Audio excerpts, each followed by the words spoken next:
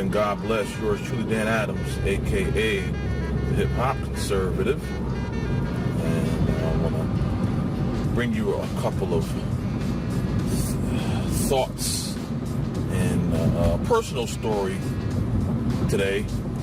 But first, let's get into Obama's poverty hypocrisy. And what do you mean by that, Dan?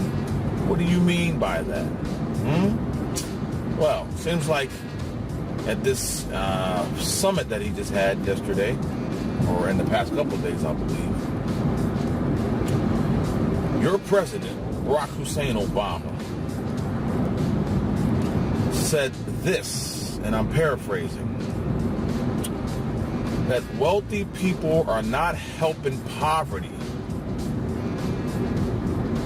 those in poverty, by sending them to private schools. Let me repeat that. And paraphrasing once again. Your president, Barack Hussein Obama, said that the wealthy are not helping those in poverty by sending their children to private schools. I am going to let that one just hit your brain and let it marinate, because that's probably one of the most outrageous statements I've ever heard in my life. And I know as you're listening to this, you're thinking, wait a minute, where does he send his children to? Enough said on that. Now, my personal story, which just happened yesterday. Got home from work, get out my car, and I see my two nieces and a couple of their friends, or a few of their friends, in my backyard jump on the trampoline, and my wife's walking towards me. Starts to explain to me that one of the children, who happens to live right down the street from me, and three of his friends, were basically harassing my two nieces and their friends in my backyard.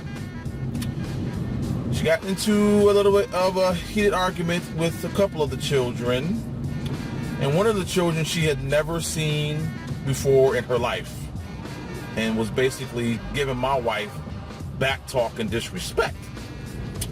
Well, by the time she told me what was going on, these particular young gentlemen happened to be walking right in front of my house. And my wife, as obviously she was still heated at the time, asked the young gentleman, does she still have any words for her? And then he proceeded to say, I don't have anything to say to you. I ain't got to say nothing to you. So then I said, well, do you have words for me? And he didn't say anything. And then he said, well, what do you mean by that? I said, well, if you're going to disrespect my wife, then guess what? We're going to have some words. And then my wife asked, yeah, I'm never seen you before around here. What's your name? He's like, I don't need to tell you my name. I said, yeah, what is your name? Who are you? So as they proceeded to go around the corner, I, the investigator that I am, started following them, and not to follow them in general. It just so happens that a couple of these children hang out with my nephew, and he lives up the street. So I wanted to go up the street, find out who this unknown kid in this bunch, who he was and what his name was. So I could hopefully find out where he lives, so I can go speak to his parents or guardians or whoever and let them know what transpired. Well, all that went down, came back home. My nephew wasn't home, so I couldn't find out who that kid was. Later in the evening, the parent of the two young boys, who happened to be brothers, came to my house, and she was very polite, very nice lady. She had just asked that what was the situation, and she felt that her sons were a little, I guess, I wouldn't say threatened, but they were a little concerned with the fact that I was following them after this incident happened. Now, it just so happened it was a coincidence that I'm walking up the street to my brother-in-law's house to speak to my nephew to find out who this unknown kid is who was disrespecting my wife.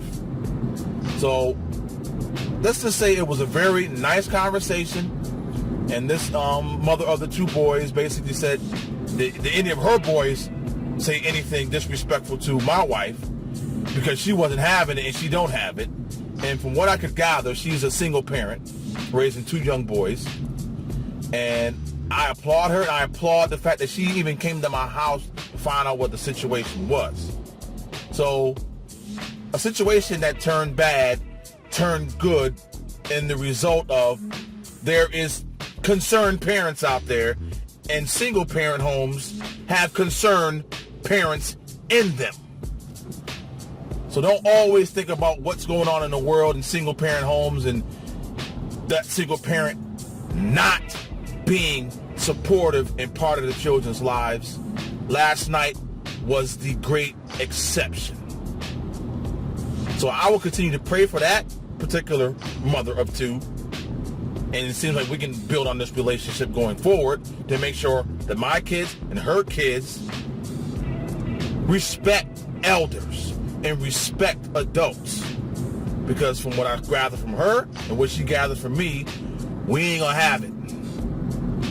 So I hope this was an inspiring story for you today as you continue your day. And God bless you and yours. And until next time, peace.